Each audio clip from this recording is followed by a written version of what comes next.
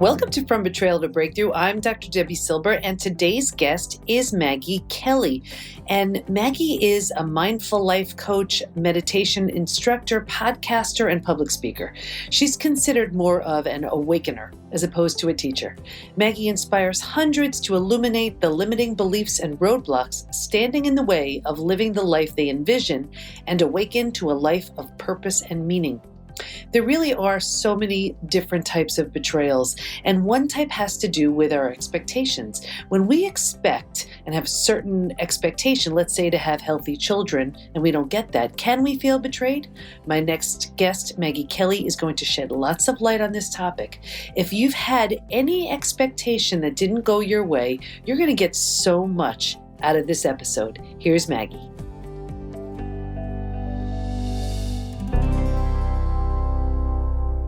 Oh, I'm very excited because we have Maggie Kelly today, and we're going to be talking about what happens when expectations go awry and where are we responsible for our betrayals. So welcome, Maggie. So glad to have you. Thank you. I'm happy to be here. First of all, we were talking a little bit before we just started recording. You were just on a very interesting trip. Where'd you go? I went to India. Yeah, I was in India for about 3 weeks with a group of other teachers. I'm a meditation teacher and certified through the Chopra Center, and I went with a couple of my colleagues. Oh, wonderful. That must have been an interesting trip. I know a lot of people talk about going on that big, long India excursion, but it is not for the faint at heart. In fact, I told my daughter, look, if you're going to go to India, please go before you're 50. Before you're too old to manage the alleyways and the streets and the pollution and the noise. Wow. Okay. Yeah. Well, we're glad you're back. So talk to us a little bit let's just talk about expectations, because, everybody listening to this show, it's all about healing from betrayal, physically, mentally, emotionally, psychologically, spiritually. And we always want to know what got us into a certain situation and, of course, how we can heal and get out of it. But let's talk about expectations. Yeah, I think that it's important when we are talking about betrayal and having a breakthrough from that experience, or coming out of the grief of having been betrayed. I think it's important for us to stop and be a little mindful as to, how did we get there? As opposed to looking at the other person, maybe looking inward. And I teach mindfulness and meditation on a daily basis, and I'm a mindful life coach. And the first place that I always start with any of my students or clients is that looking inward. Can we pause for a moment and stop and ask, what expectations did I have about this relationship? Because I think for most of us, we all have some kind of an expectation of a relationship, and we have a vision in our minds of how that relationship's supposed to look. Or I know that for me, I'm a mother of two, and my youngest son was born with cystic fibrosis. And it wasn't something that I anticipated. I had no idea. And for a while there, I thought, what the heck? This doesn't fit my pictures. I had this picture of the two kids and the husband and me and the beautiful house and the picket fence, and like some of us also idealize. And it got blown up in that instant. And I guess in essence, you could perhaps look at this as like a betrayal, but it was a betrayal mostly of my expectation, an expectation that was unfulfilled. And that for the rest of my son's life will never be fulfilled, right? Cystic fibrosis is a chronic, progressive, life-shortening disease with no cure. And so the possibility that he may not grow into an old man or even have children is quite real. So it sheds a new light and a new perspective on this expectation that I walked into the relationship with as his mom. And I just want to stop you there, because there are so many people listening to this right now that are probably looking at their own scenarios and saying, they had a certain expectation for maybe the family with the white picket fence, like you said, that the healthy kids, and something went a little bit awry. And we can look at that as a betrayal. So how do you make sense and make peace and make meaning out of that? I think, it certainly didn't happen overnight. And I was not interested in being introspective at the beginning. I was more in a survival mode. I didn't know anything about the disease. I didn't know what to look for, what to do. It took me years to get up to speed and to understand the whole composite of this really complicated disease and how it takes a toll on my child. And then, I have another child too. So I had other obligations. So I didn't look inward for a while until he was about 3 or so, when I started to realize that I was just not behaving personally in a way I wanted to behave. I was short-tempered, angry all the time, impatient. I was kind of hyperventilating through life. I was like running from one place to another. It was almost as if I had this sense that at any moment, the bottom's going to fall out. The shoe's going to drop. He's going to be hospitalized. Our whole lives are going to be turned upside down. It's sort of this invention of the what ifs that I had going on in my mind. And it really wasn't until I started to meditate that I started to realize how crazy this mind was, and that all the thinking and the pervasive monkey mind going on was driving the anxiety and driving the stress and driving that person that I didn't want to be. And Maggie, I just want to stop you there, because there are so many people who, and that was actually one of the stages that was identified in my study, where it was survival instincts emerging. It was just this place of, how am I going to survive this experience?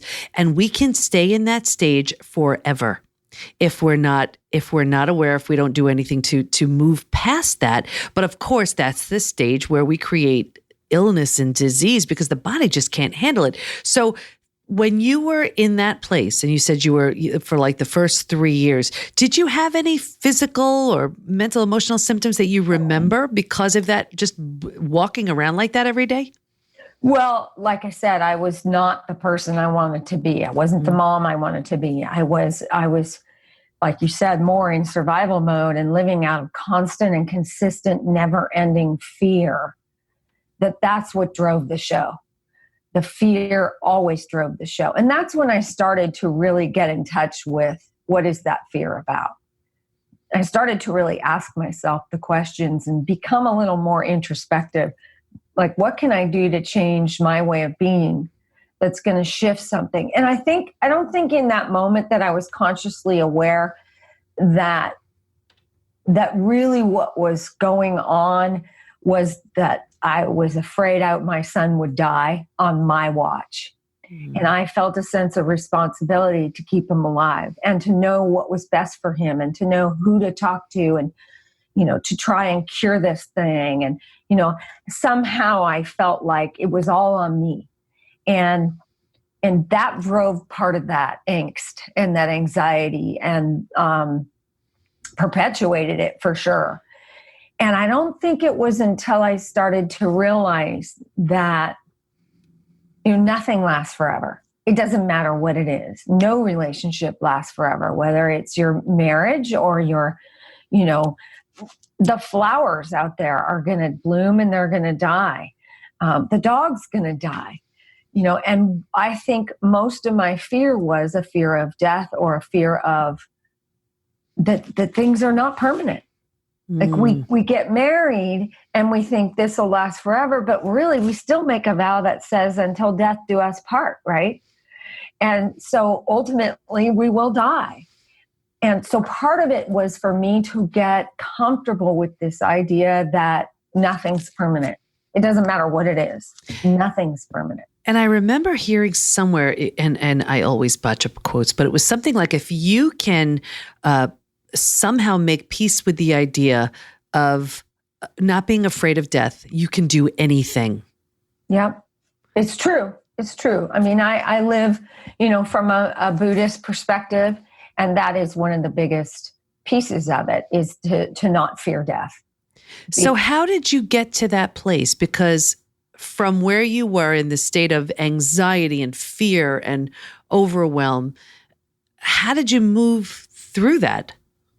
Well, like I said before, it certainly wasn't overnight. Mm-hmm. It took work. It took conscious effort. Mm-hmm. It took me being present and fully awake. And I think that awakening came from my years of meditation. I knew something had to shift. I just didn't know what it was. And I knew it had to come from here. Mm-hmm. I knew that that there was nothing I could do to slow the progression of this disease or to shift my life back into that original picture I had of it or how I thought it was supposed to turn out. So that the only place that things could shift was here. And I started to meditate, and then I started to soften and started to calm down long enough to be able to see the reality is that, and I'll tell you that when I got this, I started laughing because what I got was, you're not in charge anyway, Maggie. Whoever told you you were? Mm. And somehow, because I'm his mom and I had this perception that it's all on me, I thought I'm in control. I'm supposed to. It's my duty, my responsibility to make this all better. And when I got that in that moment that I'm not in charge, I never was. And whoever gave me the idea that I was. And none of us really are. So part of it was realizing that I'm not in charge. I'm not in control. None of this is in my control. And for all of you, my fellow control freak friends, I mean, that is me. And I always remind myself that I think, here we think we can do it, we can handle it, we know better. It's like, who are we to think we know better than something way bigger than us? And we can keep trying. But if you notice, so often we're just swimming upstream or pushing that string uphill. And when we realize, you know what, maybe there is a better way, we can be better off. So what did you notice? So you started meditating. What was the difference in what you felt and what you learned?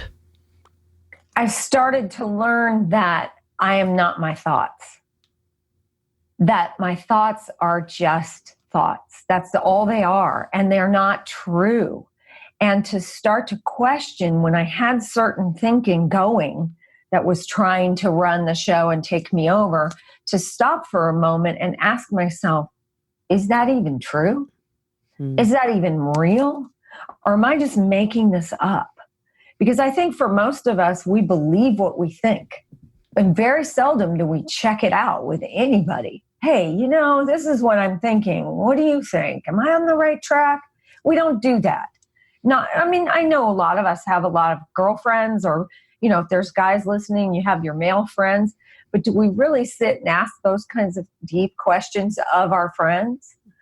Because again, going back to control, I've got it handled. I don't need anybody. I got this.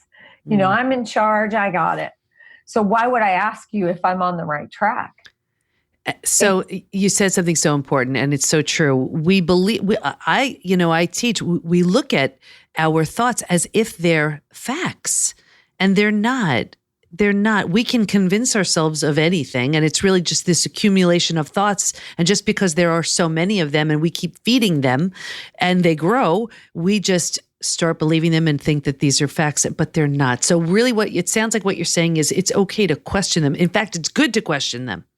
Absolutely. I think that, what is it? Contempt without investigation will kill all your relationships, right? Or any perception, like whether you want to take a particular class. Oh, well, I heard from so-and-so that teacher's not very good or what. Oh, okay, so I won't take that class. So you make a decision based on someone else's perception or your own perhaps not correct perception. And you believe it's true without even investigating whether it's true. So it's like Because through your lens, but meanwhile, your lens could be cloudy or the person's lens could be cloudy. exactly. So I could go through life and I could actually set up my life with my son as, oh, he's going to die early and I'm never going to be a grandma and, in gloom and doom and, we're victims of cystic fibrosis. Or I could set up his life like, man, go balls to the wall. Live your life to the fullest. And aren't you actually lucky that you know that your time here is limited? Because you can take the bull by the horns and just fly. And so you don't have as long to live. He even said that last week. He's 17 now. He'll be 17 in a few weeks. And what he said was, I know you think I'm depressed, Mom, but I'm not depressed. I'm just trying to figure out what I want to do with my life because I know I'm not going to live a really long time. Wow. And that's from a 17-year-old boy. The wisdom in that. Isn't that crazy? It's beautiful. What a beautiful gift he's giving to you and just what you shared with us. Could you imagine? I mean, think about how many people are sleepwalking through life. And here he is at 16 with this awareness. That's right. That's brilliant. Yeah. So meditation was your one of the ways that helped you make sense and make meaning out of this. And you also mentioned mindfulness. Can you just share the difference between the two? Yeah, I mean, with meditation, when I teach meditation and mindfulness, I teach it in this way. I suggest that meditation is your foundation, so your daily practice. And for me, it's 30 minutes twice a day of silent mantra-based meditation. It doesn't have to be that long. Do whatever you have. There's a fantastic app called the Insight Timer. There are 4,000 meditations on there. And that is something I recommend to everyone. Mm-hmm. So making meditation a daily foundation of your day before you go out into the world. So I do RPM, rise, pee, meditate every morning. Because you know as well as I do that the moment you start feeding the dogs and taking care of the kids and getting your coffee, the day's already going. Mm-hmm. So you're not likely to sit back down and start over with meditation. So RPM, then go through your day. And in your day then comes in the mindfulness. And so mindfulness can look as simple as, this is one of the suggestions I have for my students, is take one of your 5 senses each day. Like today, let it be your eyesight. And as you go out through your day, just take a moment to be mindful of what you're seeing. Taking in the kids that are laughing across the street.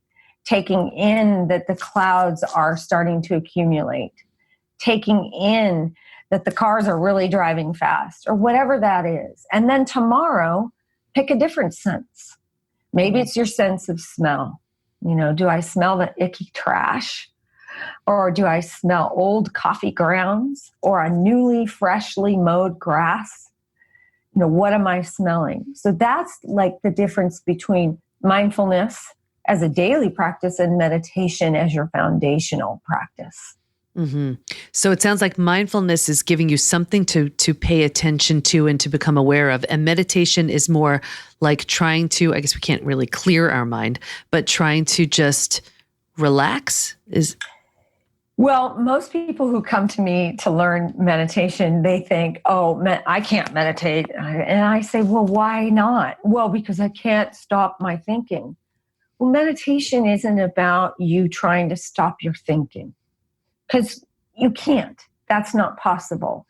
What meditation is about is for you to be able to notice that in that stillness, your thoughts start to stray and take you away. Mm-hmm. And then in that noticing, bring yourself back to that place of stillness, which is why I use a mantra, because the mantra for me, the word mantra means a vehicle for the mind.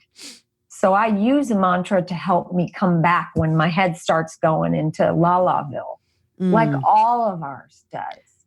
And I love that you're saying this because I know I've felt so often like a meditation failure because my mind would wander, but it's so true. You can't stop. It's like you can't stop breathing. You can't stop thinking. It's just part of it. So as long as you keep bringing yourself back, is there some? That's the practice. Yeah. Like, that's the practice of meditation. Just and to bring yourself back. If you add the mindfulness throughout the day, then you're also practicing reminding yourself to tune into what's around you. Mm-hmm. Because if you're like 86% of the US population, within 5 minutes of waking up, you're on your phone. You're either checking your social media, you're checking your text, you're checking whatever game you've been playing, whatever that is. And so the moment you do that, you have placed yourself into a day of reaction. You started your day in reaction. Either reaction from someone else because you're reading their text, or reaction to some like or post or a news story, and you're off and running. So mindfulness and meditation are designed to have you tune back in to the present moment. Right. To coming back down to what's truly important today, now. Is it really important that I listen to CNN? Is the story going to be any different today than it has been last year? Probably not. It'll have so sprinkles true. of something new, but it looks the same. So true. So now, as it relates to betrayal, is there a certain mantra maybe that you found helps your clients, or a certain practice? Because there's so much anguish and pain and a sense of rejection or abandonment or worthiness, and so many emotions that we feel, whether we were betrayed by a family member, a partner, a friend, a coworker, whatever. Is there something that comes to mind? Well, I think, again, what's really important when you're thinking that you have been betrayed is for you to step back and actually survey the situation and ask yourself, what was my part? What was my part? How did I contribute to this? Because I think if you can ask yourself that question mindfully and in the silence and in the stillness of your own room or wherever you have your silent space, if you can start to investigate the answer to that question, you can use this incidence of betrayal as a learning experience to help you grow and understand where perhaps you should have communicated your own needs or expectations differently or better. Or perhaps you misinterpreted something, or you missed something, or perhaps you were sleeping through part of the relationship and you didn't even notice that this person might have been cheating on you or what have you. So that's number one. And then a particular mantra I like to use is so hum. And that's S-O and then H-U-M. And it literally means in Sanskrit, I am.